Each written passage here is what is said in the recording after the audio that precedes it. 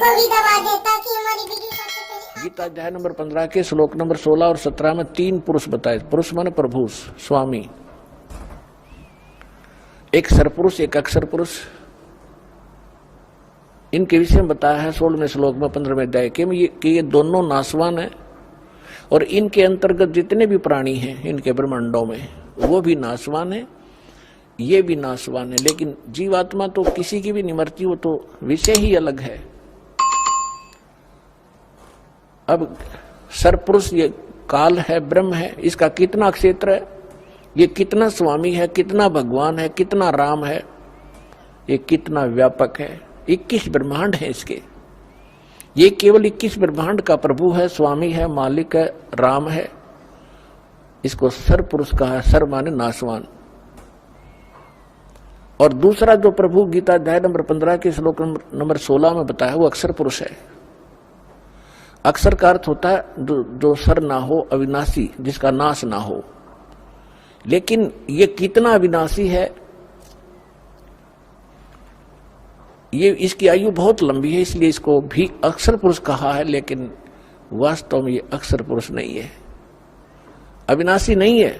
इसका आगे निर्णय दे दिया है गीता अध्याय नंबर 15 के श्लोक नंबर 17 में कि उत्तम पुरुष तु अन्य परमात्मा इति उदाहरत। यह लोक तरम अविश्य विवर्ती अवैश्वर है कि उत्तम पुरुष, श्रेष्ठ भगवान, पुरुषोत्तम, वास्तव में सही और श्रेष्ठ परमात्मा तो इन दोनों से, सरपुरुष और अक्षर पुरुष से कोई अन्य है और वो परमात्मा कहलाता है। वही तीनों लोकों में प्रवेश करके सबका धारण पोषण करता, वो है अविनाशी परमात्मा। अब यहां थोड़ी सी इनकी आयु की गणित की रीति से आपको समझाते हैं। पुण्यात्माओं, आप एक पेट के लिए, रोजगार के लिए, निर्वाह के लिए अपने बेटा और बेटियों को 15-20 वर्ष तक फ्री छोड़ देते हो और कहते हो कि बेटा खूब अपना शिक्षा ग्रहण करो, ट्यूशन भी लगवा लो, सारा कुछ करते हो, पैसा भी लगाते हो, समय भी उनको पूरा देते हो। फिर बाद में क्या मिलता है? 10% स्टूडेंट्स को 20% मुश्किल से कोई नौकरी रोजगार प्राप्त होता है ना, बाकी वही काम करते जो हम डेली कर रहे होते हैं, पहले कर रहे होते थे। अब वो तो केवल एक पेट के लिए और केवल इस समय वर्तमान के लिए। और हमने जब ये ज्ञान होगा आप जी को कि आगे कहर टूटेगा आपके ऊपर, इस जीव के ऊपर दुख तो आगे आवेंगे, अब तो रोटी का रोड़ा है बस। अरे ये परमात्मा की शरण में पाछे ये नहीं रहेगा। ये आप विशेषकर नोट कर लेना। इस समर्थ की शरण में आने के बाद आपको निर्वाह की चिंता नहीं रहेगी। इतना दे देगा, याद रखोगे।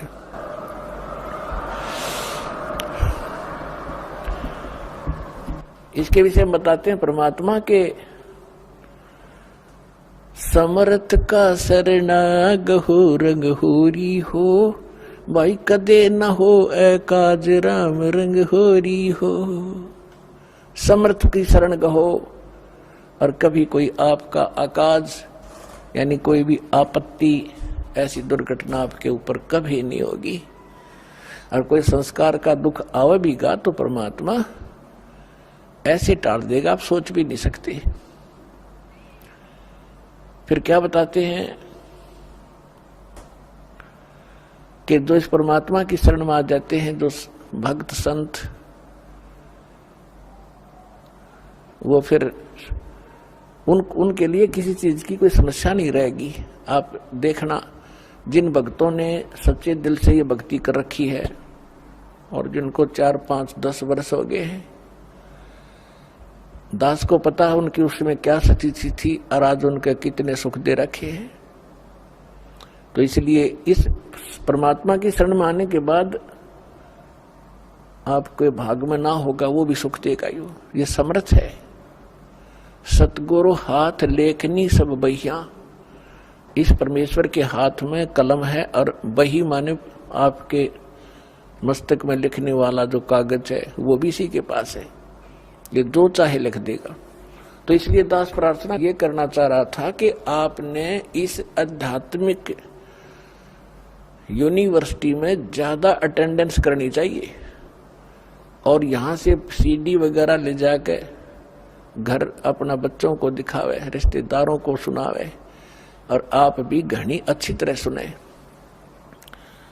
तो फिर आपको यहाँ का भी सुख मिलेगा, संसारिक सुख आपको इतने देगा, आपने हाथ जोड़ना पड़ेगा भगवान का आगे, क्योंकि आपको ज्ञान हो जाएगा इस माया का करेंगे कि ये तो हमें डुबो दी गया लास्ट में।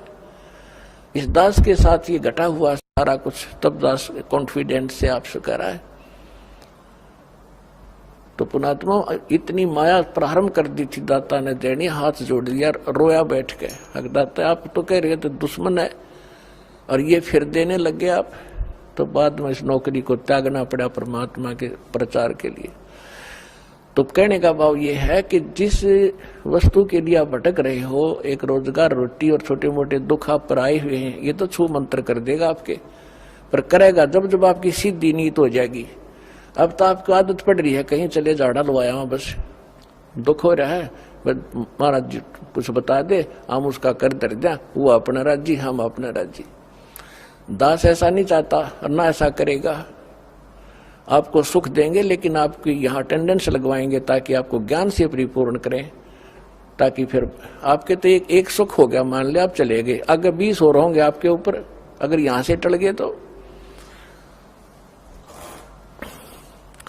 परमात्मा दास आपको ये बताना चाह रहा है कि इसमें समय घना दो और ध्यान से सुनो इस आध्यात्मिक लेक्चरों को, इन प्रवचनों को, और आपके कंठस्थ याद हो जाएगी। जैसे रामायण महाभारत हमने गोटरिया की थी, कितने दिन तो सुनते आ रहे थे, 1 से 2 से हजारों से वही कथा सुनी।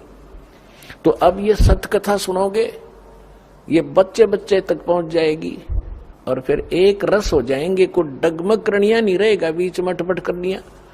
तो आपको जितने यहाँ आते हैं, दास ये चाहता है कि आपको इतना परिपक्व कर दूं इस ज्ञान से कि काल ने जो अज्ञान भर रखा है अन्य समाज में, उसके साथ संघर्ष करो और उनको अपने पक्ष में कर लो। लास्ट में होना पड़ेगा उनको, क्योंकि वह अज्ञान है। हम भी ऐसे डटे खड़े थे उस अज्ञान के साथ में, आज हम रो रहे हैं कि भगवान वो समय खो दिया, बेमतलब। तो इसलिए थोड़ा सा ध्यान से सुनना।